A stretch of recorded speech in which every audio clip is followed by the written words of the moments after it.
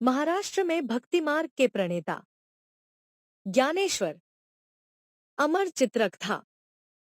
ज्ञानेश्वर संत ज्ञानेश्वर महाराष्ट्र में भक्ति मार्ग के आदि प्रवर्तक माने जाते हैं। बाद के भी भक्त संतों के प्रेरणा स्रोत वे ही थे। ज्ञानेश्वर 13वीं शताब्दी का अंतिम चरण था। इंद्रायणी नदी के किनारे एक युवक ध्यान मग्न बैठा था। आलंदी महाराष्ट्र राज्य में पूजा के निकट एक गांव के पैठण के निकट एक गांव के प्रधान सिद्धोपंत कुलकर्णी की उस पर नजर पड़ी। वह मन में सोचने लगे, इतनी छोटी आयु और इतनी धीरता, जरूर कोई पहुंचा हुआ व्यक्ति है। जब तक युवक ने आंखें नहीं खोली, सिद्धोपंत वहीं खड़े प्रतीक्षा करते रहे। युवक ने आंखें खोली तो सिद्धोपंत बोले, किसके बेटे हो, कहाँ से आए हो? युवक ने कहा, आपेगांव के गोविंद पंत और मीराबाई मेरे पितामाता है। मेरा नाम विट्ठल है। 7 साल पहले मैं तीर्थ यात्रा पर निकला था। सिद्धोपंत युवक विट्ठल को अपने घर ले आए। उनकी सुंदर कन्या रुक्मिणी ने भोजन परोसा। उस रात सिद्धोपंत के स्वप्न में पांडुरंग विष्णु के अवतार प्रकट हुए और कहा, रुक्मिणी का विवाह विट्ठल से कर दो, उनके बच्चे महान संत महात्मा होंगे। दूसरे दिन सुबह सिद्धोपंत ने विट्ठल को स्वप्न की बात बताई। विट्ठल ने कहा, पांडुरंग की आज्ञा है तो मैं आपकी पुत्री स्वीकार करता हूं। सिद्धोपंत बोले, मुझे हार्दिक प्रसन्नता है। धूमधाम से विट्ठल और रुक्मिणी का विवाह हुआ। विट्ठल जब वधू के साथ घर पहुंचे तो माता पिता निहाल हो गए। पिता बोले, उठो मेरे बच्चों। माता ने कहा, बरसों बाद तुझे देख छाती ठंडी हुई मेरे लाल, साथ में चांद सी बहू भी। कुछ समय तक विट्ठल सुखी जीवन व्यतीत करते रहे। विट्ठल मन ही मन सोचता, कैसी पुण्यशीला है रुक्मिणी, बड़ा भाग्यशाली हूं मैं। तभी मुसीबत आई। माता पिता एक के बाद एक चल बसे। विट्ठल रोकर बोला, इतना स्नेह देने वाले माता पिता हमें छोड़ गए। ओ माँ, ओ पिता। सिद्धोपंत आपेगांव आए हुए थे। वह मन ही मन सोच रहे थे, इस हाल में इस बेचारे को छोड़कर कैसे जाओ। उन्होंने निर्णय लिया, स्थान परिवर्तन से शायद इसका दुहक हल्का हो, और वह बोले, चलो आपेगांव छोड़कर कुछ दिनों के लिए आलंदी चलो। विट्ठल और रुक्मिणी सिद्धोपंत के साथ रहने आलंदी आ गए, लेकिन विट्ठल मन में सोच रहे थे, आपेगांव से तो भाग आया, लेकिन क्या मृत्यु से भी भाग सकूंगा? एक दिन विट्ठल ने पत्नी से कहा, रुक्मिणी मुझे मानसिक शांति नहीं है, मुझे संन्यास लेने की छूट दे दो। पत्नी बोली, जिंदगी से भागकर कहीं आत्मशांति मिलती है। पहले परिवार, समाज और ईश्वर के प्रति दायित्वों को पूरा करना चाहिए। जब तक वे रुक्मिणी से संन्यास लेने का आग्रह करते रहते। एक दिन विट्ठल ने पत्नी से कहा, मैंने संन्यास लेने का निश्चय कर लिया है, बस तुम आज्ञा दे दो तो। हमेशा शांत रहने वाली रुक्मिणी इस बोर आपा खो बैठी और बोली, पहले खा लो, फिर जो चाहो कर लेना। विट्ठल ने कहा, ठीक है। विट्ठल खाकर हाथ धोने बाहर गए और फिर वापस नहीं आए। रुक्मिणी मन में सोच रही थी, हे भगवान, क्या उन्होंने मेरे शब्दों का यह अर्थ लगाया? मुझे पति की अनुगामिनी होना चाहिए, पर वे कहाँ हैं? उसने प्रतिज्ञा की, जब तक वे लौट नहीं आएंगे मैं अश्वत्थ पीपल वृक्ष की प्रतिदिन 1000 परिक्रमाएं करूंगी। महीनों बीत गए, विट्ठल नहीं लौटे। एक दिन काशी के स्वामी रामानंद आलंदी आए। रुक्मिणी उन्हें प्रणाम करने गई। वे बोले, उठो बेटी, मानवता का मार्गदर्शन करने वाली अनेक संतानों की माँ बनो। अरे, रो क्यों रही हो, बेटी? रुक्मिणी बोली, मेरे पति ने मुझे छोड़ दिया है। उसने स्वामी रामानंद को विट्ठल के बारे में बताया। रामानंद चकित हो बोल पड़े, आलंदी का विट्ठल तुम्हारा पति। लेकिन विट्ठल पंत के साथ अपनी प्रथम भेंट उन्हें याद आई। विट्ठल स्वामी रामानंद से बोला, मेरे माता पिता नहीं हैं, पत्नी भी नहीं है, कृपा करके मुझे सन्यास की दीक्षा दीजिए। रामानंद ने कहा, मेरा आशीर्वाद है बेटा, अब तुम्हारा नाम चैतन्य स्वामी हुआ। फिर रामानंद रुक्मिणी से बोले, तुम्हें दिया आशीर्वाद निष्फल नहीं जा सकता, निश्चिंत रहो, तुम्हारा पति वापस आएगा। काशी में रामानंद जब अपने आश्रम लौटे, रामानंद ने कहा, चैतन्य स्वामी। विट्ठल ने प्रणाम कर कहा, गुरुदेव। रामानंद ने कहा, मुझे गुरुदेव मत कहो, तुम झूठे हो, तुमने मुझे बताया था कि तुम अविवाहित हो। विट्ठल बोले, क्षमा करें गुरुदेव, सांसारिक बंधनों से मुक्त होने के लिए मुझे झूठ बोलना पड़ा, प्रायश्चित्त स्वरूप कोई भी दंड भुगतने को तैयार हूं। मुझे झूठ। रामानंद ने कहा, आलंदी वापस जाकर सद्गृहस्थ का जीवन बिताओ। विट्ठल बोले, आज्ञापालन करूंगा गुरुदेव, किंतु एक सन्यासी के लिए गृहस्थ जीवन शास्त्र विरुद्ध नहीं होगा क्या? रामानंद ने कहा, तुम्हारा सन्यास ग्रहण ही शास्त्र विरुद्ध था, जाओ, पहले गृहस्थ धर्म के दायित्वों को पूरा करो। काशी के सभी पंडितों ने रामानंद के कथन का समर्थन किया। विट्ठल ने काशी से विदा ली और पत्नी के पास आ गए। रुक्मिणी। पत्नी बोली, मुझे विश्वास था तुम आओगे जरूर। सिद्धोपंत ने दामाद का स्वागत किया और कहा, बेटा, हमें फिर न छोड़ जाना। लेकिन गांव के कट्टरपंथी ब्राह्मणों ने विरोध किया और कहा, एक बार संन्यास लेने के बाद व्यक्ति फिर गृहस्थ जीवन नहीं बिता सकता। विट्ठल और उसकी पत्नी को जाति बहिष्कृत करना चाहिए। विट्ठल को पत्नी के साथ गांव छोड़ना पड़ा। नदी किनारे एक झोंपड़ी में वे रहने लगे। समय बीतता गया। उनके 4 बच्चे हुए, निवृत्ति, ज्ञानदेव, सोपान और मुक्ता। बहुत छोटी उम्र से ही ज्ञानदेव भगवद गीता को बड़ी रुचि से पढ़ते। ज्ञानदेव बोला, पिताजी, काश सभी लोग संस्कृत समझ पाते तो वे भी गीता ज्ञान से लाभ उठाते। विट्ठल ने कहा, ज्ञानोबा, तुम बड़े होकर गीता को मराठी में समझाना तो सब समझ लेंगे। सोपान बोला, यह तो अच्छी सलाह है भैया। विट्ठल ने मन ही मन सोचा, मेरे बच्चे कितने धार्मिक और प्रतिभावान हैं, फिर भी जाति बहिष्कृत होने के कारण मैं उनका यज्ञोपवीत भी नहीं कर सकता। प्राचीन काल में यज्ञोपवीत के बाद ही गुरु के आश्रम में प्रवेश मिलता था। विट्ठल ने गांव के ब्राह्मणों से प्रार्थना की, दया करके हमें फिर जाति में ले लें, अन्यथा बेचारे बच्चे बिना यज्ञोपवीत के रह जाएंगे। गांव के ब्राह्मणों ने कहा, ऐसा करने का हमारा अधिकार नहीं है, पैठण जाकर वहां के धार्मिक आधारियों की आज्ञा लो। विट्ठल निराश घर लौटे तो पत्नी बोली, प्रभु पर भरोसा रखो, वे ही सहायता करेंगे। विट्ठल सपरिवार त्र्यंबक, नासिक के निकट एक पवित्र स्थान गए। वहां पति पत्नी दोनों ध्यान और तप करने लगे। एक दिन विट्ठल ने कहा, चलो सब उस पहाड़ पर चढ़े। सोपान बोला, बड़ा आनंद रहेगा पिताजी। मुक्ता जो पिता की गोद में थी बोली, पिताजी, मुझे बड़ा मजा आ रहा है। ज्ञानदेव बोला, मुझे विचित्र शांति मिल रही है। अचानक रुक्मिणी बोली, वर्षा होने वाली है। ज्ञानदेव बोला, यह तो आंधी है। तभी रुक्मिणी बोली, शेर। विट्ठल चीखा, भागो बच्चों, भागो, और सभी भाग पड़े। बाद में जब आंधी थमी तो मुक्ता बोली, पिताजी निवृत्ति कहाँ है?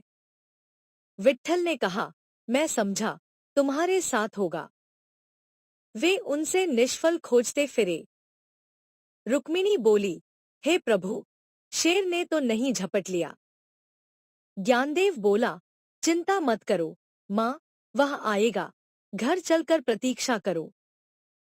घर पहुंचते ही ज्ञानदेव बोला, देखो, वह रहा भाई। निवृत्ति ने सबको बताया। शेर झपटा तो मैं पूरी शक्ति लगाकर भागा और भटक गया। भटकते भटकते मैंने एक गुफा देखी। अंदर जाने पर वहां एक साधु को पाया। साधु ने कहा, मैं तुम्हारी ही प्रतीक्षा कर रहा था, आओ, मैं तुम्हें नाथ संप्रदाय की दीक्षा दूंगा। वे गहिनी नाथ थे।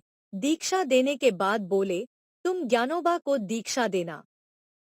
विट्ठल ने कहा, गुरु की इच्छा पूर्ण करनी चाहिए। एक सूने कोने में ले जाकर निवृत्ति ने ज्ञानदेव को दीक्षा दी। फिर वे सब पैठन गए।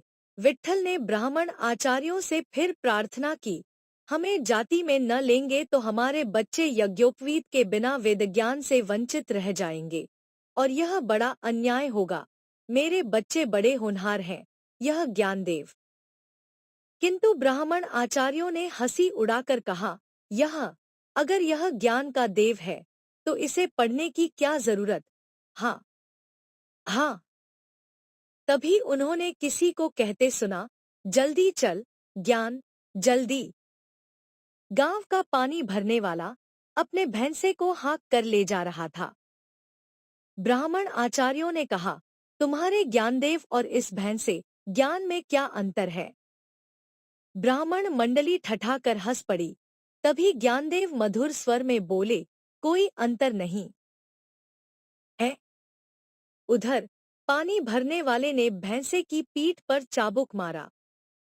उसी पल ब्राह्मण आचार्यों ने आश्चर्य से कहा, यह क्या, चाबुक का निशान इसकी पीठ पर, आश्चर्य। किंतु ज्ञानदेव शांत थे। उन्होंने कोई हैरानी प्रकट नहीं की और बोले, चमत्कृत क्यों है, ईश्वर के बनाए जीवों में कोई अंतर नहीं, सभी समान हैं। आश्चर्यचकित ब्राह्मण तो ज्ञानदेव की महानता स्वीकार करने को तैयार थे, किंतु उनमें से एक हठधर्मी आगे आया और बोला, ठहरो, तुम्हारा मतलब है हम में और उस भैंसे में कोई अंतर नहीं, क्या वह भैंसा वेद पाठ कर सकेगा। ज्ञानदेव भवन से बाहर आए, भैंसे के पास गए और हाथ जोड़कर कहा, प्रभु, वेद पाठ करें। उधर पानी भरने वाला मन ही मन सोच रहा था, मेरे ज्ञान से वेद पढ़ने को कहता है, पागल दिखता है। सब परम आश्चर्य में डूब गए। बड़ी गुरुगंभीर वाणी में भैंसा वेद मंत्रों का पाठ करने लगा। सभी ब्राह्मण नतमस्तक हो गए और बोले, आप महान हैं, आपने हमारी आंखें खोल दी। हम आपका यज्ञोपवीत करके गौरवान्वित होंगे। ज्ञानदेव ने कहा, हम आपके आभारी हैं, किंतु अब हम बिना यज्ञोपवीत के सन्यासियों की तरह ही रहेंगे।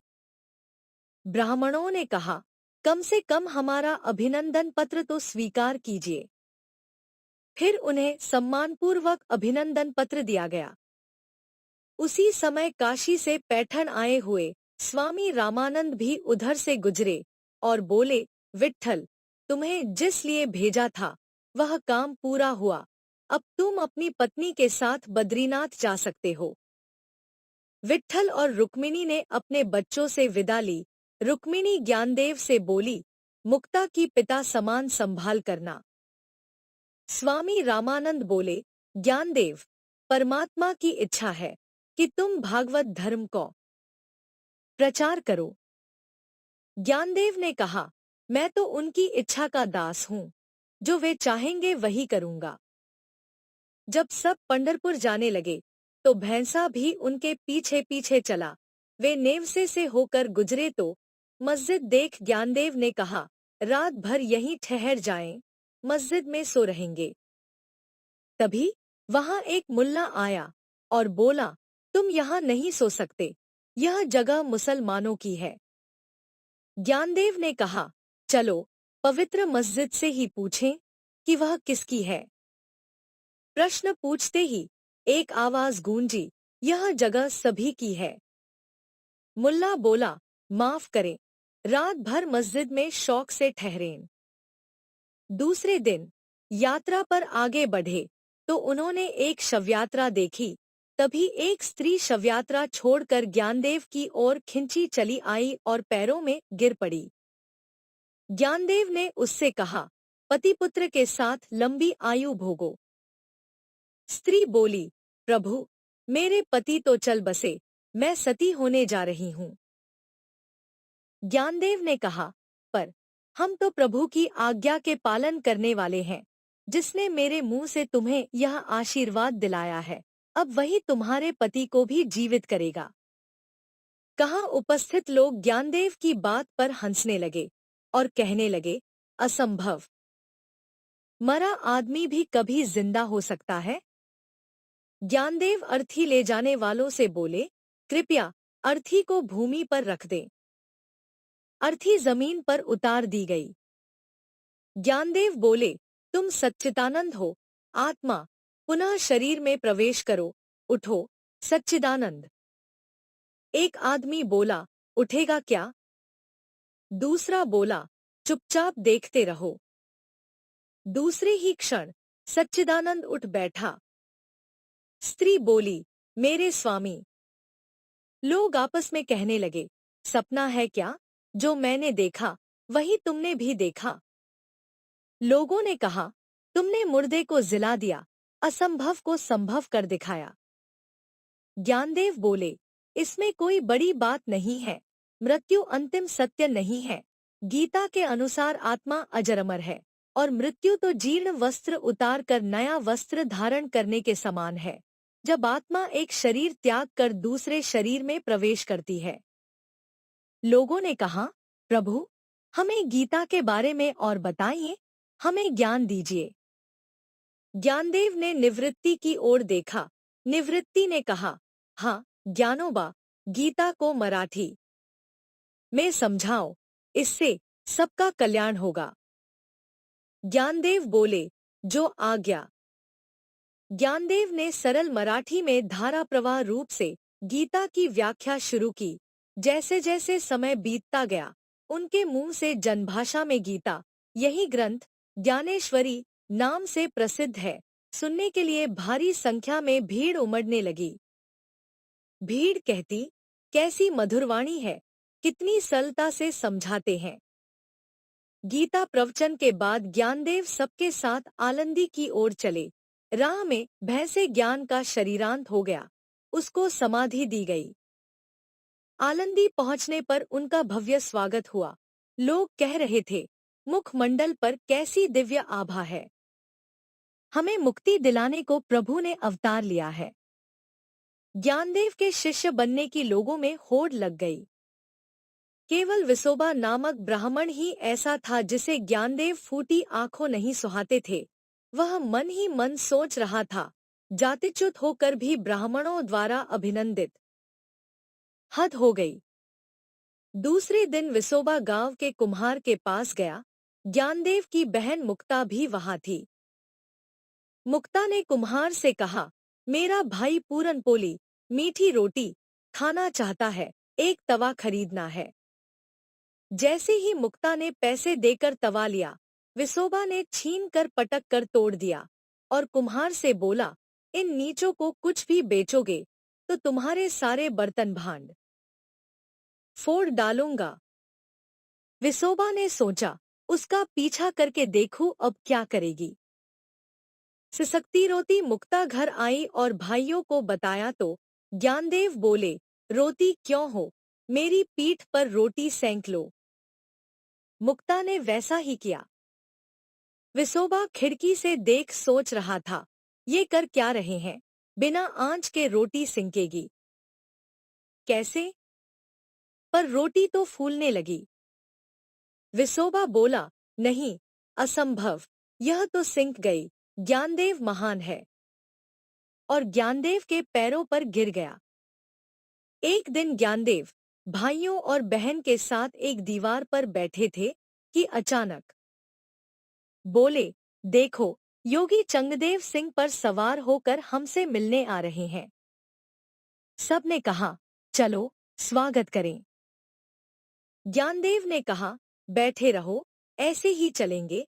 दीवार, चलो आगे चलकर योगी का स्वागत करें। चंगदेव की आंखें फैल गईं। वह मन ही मन सोचने लगे, ज्ञानदेव निर्जीव दीवार तक को चला सकता है। वे सिंह से उतर पड़े और ज्ञानदेव से बोले, प्रभु मैं तो आपको नीचा दिखाने आया था, मूर्ख था मैं, क्षमा करो, मुझे शरण में लेकर शिष्य बना लो और उपदेश दो। बाद में ज्ञानदेव ने जीवन और जगत के रहस्यों की व्याख्या चंगदेव को बताई। चंगदेव के समर्पण की खबर चारों ओर फैल गई। इतने बड़े योगी को प्रभावित करने वाले के दर्शनों को भारी भीड़ आलंदी की ओर उमड़ने लगी। कुछ महीनों बाद मुक्ता ने एक सलाह दी। वह बोली, भैया हमें काशी चलना चाहिए, सारे देश के विद्वान और आचार्य वहां आते हैं, ज्ञान का केंद्र है वह नगर। बड़े भाई निवृत्ति ने कहा, हाँ ज्ञानदेव, प्रेम और बंधुत्व का संदेश तो दूर दूर तक फैलाना चाहिए। ज्ञानदेव सहमत हुए। उस समय के महान संत नामदेव भी उनके साथ हो लिए। वे जब काशी पहुंचे तो उन्होंने एक जुलूस अपनी ओर आते देखा। जुलूस में चल रहा हाथी सूंड में फूलों की माला पकड़े था। ज्ञानदेव और उनके भाई रुक गए। हाथी ने आकर माला ज्ञानदेव के गले में डाल दी। एक व्यक्ति बोला, मैं मुद्गलाचार्य हूँ, यज्ञ कर रहा हूँ। गजराज ने यज्ञ मंडप पर अभिनंदन के लिए आपको सर्वथा योग्य समझकर चुना है। किंतु वहां एकत्र ब्राह्मण वर्ग में कानाफूसी होने लगी। वे कहने लगे, हाथी को योग्य अयोग्य की क्या समझ। नामदेव ने टोका, आप ही बताएं, आपकी राय में सबसे योग्य कौन है। एकत्र ब्राह्मणों ने कहा, जिसके हाथ का दिया प्रसाद भगवान विश्वनाथ ग्रहण कर लें। नामदेव ने कहा, तो चलिए मंदिर चलें। मंदिर में ज्ञानदेव ने प्रार्थना करके भगवान को प्रसाद अर्पित कर कहा, प्रभु मेरी विनम्र भेंट स्वीकार कीजिए। दूसरे ही पल सभी बोल पड़े, प्रसाद गायब हो गया। भगवान ने स्वीकार कर लिया। ज्ञानदेव साधारण व्यक्ति नहीं है। ज्ञानदेव को जुलूस के साथ यज्ञ भूमि तक ले जाया गया और उन्हें व्यासपीठ पर आसीन किया गया। आलंदी वापस आकर ज्ञानदेव ने 21 वर्ष की अल्पायु में ही परमोच्च स्थिति में समाधि लेकर इच्छा मृत्यु का वरण किया।